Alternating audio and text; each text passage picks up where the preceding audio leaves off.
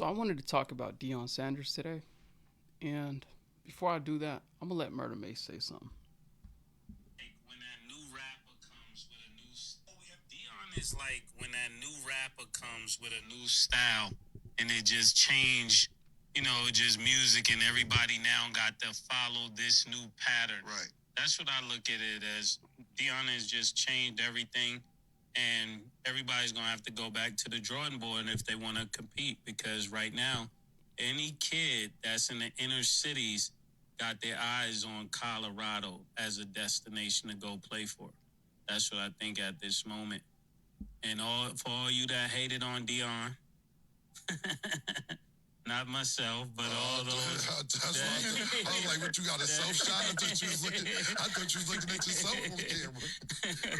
All of y'all, that hated on Dion, JJ Redick and Dion is like when that new rapper comes with a new style and it just changed, just music and everybody now got to follow this new pattern. Right. That's what I look at it as. Dion has just changed everything and everybody's gonna have to go back to the drawing board if they want to compete because right now. All right, now let's talk about what Deion Sanders has been able to do. We'll leave JSU alone. We'll come back to that. Let's talk about what he's been able to do so far at Colorado. 47,000 people attended the spring game, the first ever sellout ever in history, right? A 525% increase in merch sales from 2022 to 2023. And then 843% increase in social media followers.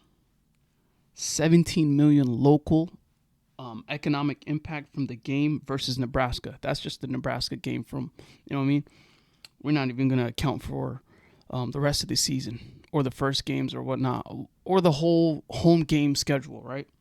Let's talk about 42.8 million viewers through 5 weeks, most in the nation, right?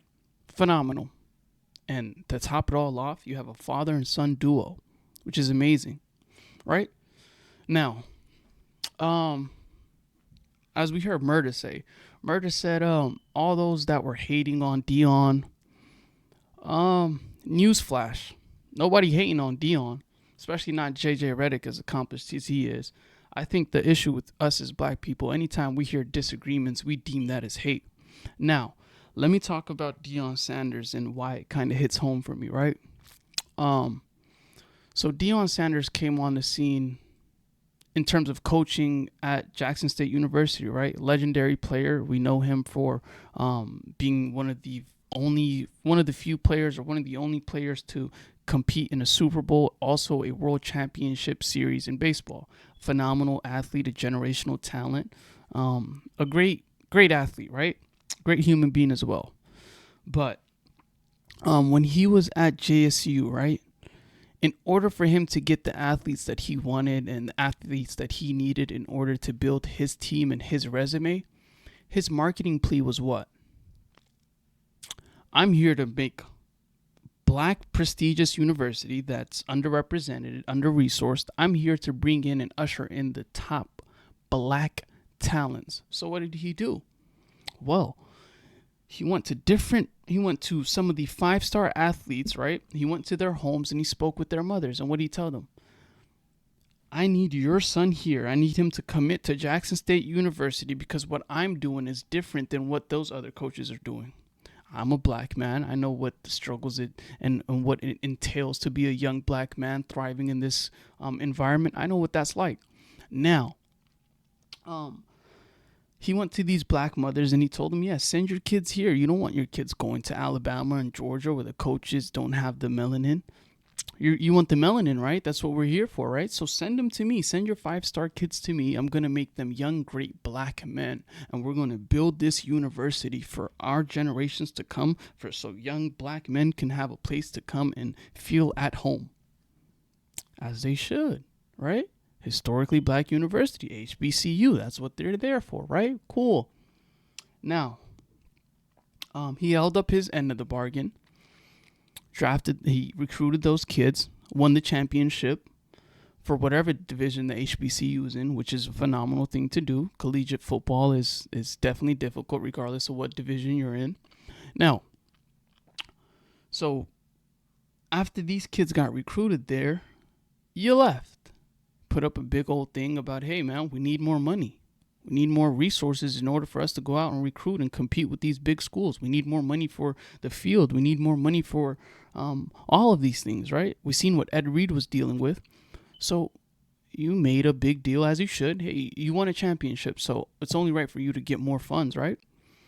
Now, instead of staying, because your whole marketing plea was that you're building a place for young black men to thrive and succeed over at a historically black HBCU, right? That was your marketing plea. But guess what happened? You got a pretty big bag to leave. Yeah, you got a pretty big bag to leave, as you should. Hell of a coach. Building a great culture, a winning culture, dope. But what you didn't explain to the black community and black mothers this was, your kid's going to commit here and he's going to say no to Lane Kiffin. He's going to say no to Kirby Smart. He's going to say no to Dabo Sweeney. And he's going to come play for me. And I'm going to be here at HBCU. I'm going to be here at JSU. So, no, you didn't tell him that. So what happened is you took the big bag and you went to Colorado. Great opportunity. Now you go from HBCU to Division I. But what about those kids that you recruited, those 5-star athletes who were speaking to Lane Kiffin, who were in communications and offered by Kirby Smart? They said, fuck that. We're going to go with Deion Sanders. Yeah, you know what that is? Righteous indignation. A black man doing great things. That's what I want to be a part of. I'm going with Deion. I'm going to hang up on Lane Kiffin. Hey, Lane Kiffin, I don't want to go there. Yeah, I don't want to go to your super successful university producing tons of NFL talents. I don't want to go there. Hey, Kirby Smart, I'm good. Hey, Dabo, Clemson, I'm good. Yeah, I'm good. I want to go with Deion. And so when you left, do you know how many players were over at JSU without an opportunity? Because guess what? The way that this college things work, it's business, right? So when you say no to Lane Kiffin and you're a 5-star recruit and all these guys are these top college universities and coaches are reaching out to you and you say, you know what? I'm good. I'm good off that. I'm going with Deion. And then Deion leaves and then you try to contact them again. It's just like a significant other or someone you like and then y'all have a fling and then just so y'all understand. And then y'all break up or whatnot, right? And then weeks go by or some shit, and then you try to holler back at them, and they're like, "Man, we good? I'm straight." So you think, just let's put it in perspective for a collegiate athlete. So you have someone being recruited by top 5, Power 5, Pac-12, all these, you got them being recruited by them, and they said, "No, I'm gonna go with Deion."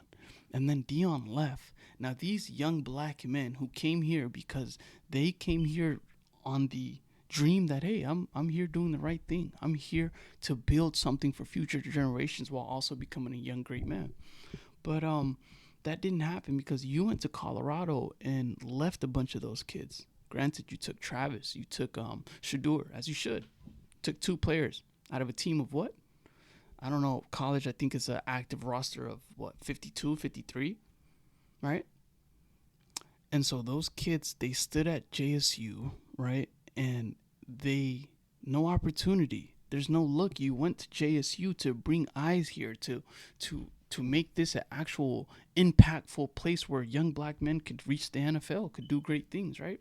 But that didn't happen. It didn't. You left to Colorado. Those young black men are still there. They tried to hit up Lane Kiffin. Lane Kiffin said, hit up Deion, right? Lane Kiffin said, hit up Deion. Ain't that your boy? That's why you didn't come here. Hit up Deion. See if he got something for you. And so tons of young black men were left without opportunity. Were left without resources, right? Because they believed in righteous indignation. They believed that, hey, Deion's doing the right thing. We're following Deion. So I don't call it hate. I'm just calling a spade a spade. You sold these people dreams. You sold these young kids dreams. You went into their households and you spoke to their mothers and you told them, hey, I'll be making a man out of your son. And then before you could do that, you left. Yeah, you left, right? You took the bag, right? So when you see this criticism about Deion, it isn't hate. Trust me, I've been as much melanin as him. It isn't hate. You just gotta call a spade because I love what's going on with you and Shador. That's beautiful to see a father and son duo at the highest, almost one of the highest levels in college, doing it up week in, week out. That's beautiful. But a part of me can't forget about those black kids that you went to their families and gave them a marketing pitch and told them don't answer Lane Kiffin, don't go to Kirby Smart, come with me. And then when you left, they stood there with their hands folded like this, like what am I gonna do? Let me hit up Deion. No, Deion's not answering. Deion's at Colorado, bigger and better things to do. You sit there and just wasted an opportunity. You could have went to Kirby Smart. You could have went to Texas Tech. You could have went to Texas. You could have went to Auburn. You could have went to all these schools, Clemson, Oregon. You could have went all of these places. But guess what? You decided to follow Deion. How'd that work out for you? Hmm? Now, the only reason I say that is because it's going to be a bunch of young black men that want to go to Colorado and have bigger offers and better things to do. And this, but the way the media is playing it is, I'm gonna follow Deion. I'm gonna follow Deion for sure. I'm gonna follow Deion. But when Deion leave for the NFL, what you gonna do then? All right, Deion gonna leave for the NFL and chase the bigger bag. It's just bag, and make sure my son gets to the league, and then Travis Hunter too. Let me make sure Travis get there too. I mean, Travis is a phenomenal athlete. That's neither here nor there. But this whole thing is about you and your son, which is a beautiful thing. As a black man, who am I to sit here and be like, nah, man, no, that's beautiful. But just be clear and transparent, because this is the lives of young black men that's in your hands, right?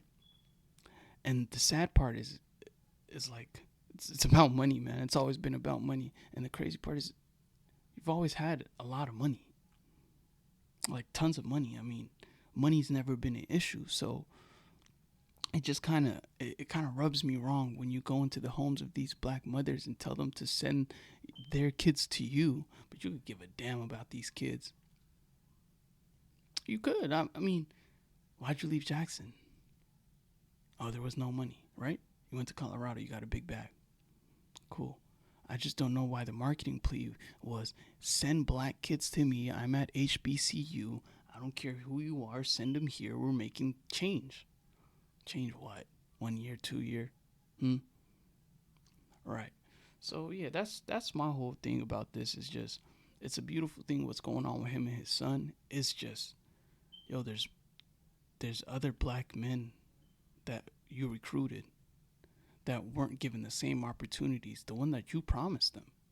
You never told someone, I'm pretty sure as a coach, yeah, you're gonna come here and start. But you told them, hey man, you're gonna have opportunity. I'm here. I'm Deion Sanders. I can call NFL teams just by my name. What you didn't, you left. Does anyone know what's going on at JSU?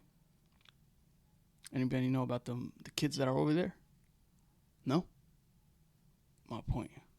But yeah, man, best of luck to Deion Sanders and Daisy, a black man in a very prestigious spot, man. College coach bringing in millions of dollars, man. Hey, that's dope. But at the end of the day, I mean, let's just be clear and concise. The whole marketing plea was send me your black kids. I'm building a black dynasty. I'm gonna fix this underrepresented, under-resourced place, and left quick. So yeah, man. Best of luck to Colorado. Best of luck to those guys at JSU that were, um, unfortunately dealt a bad hand.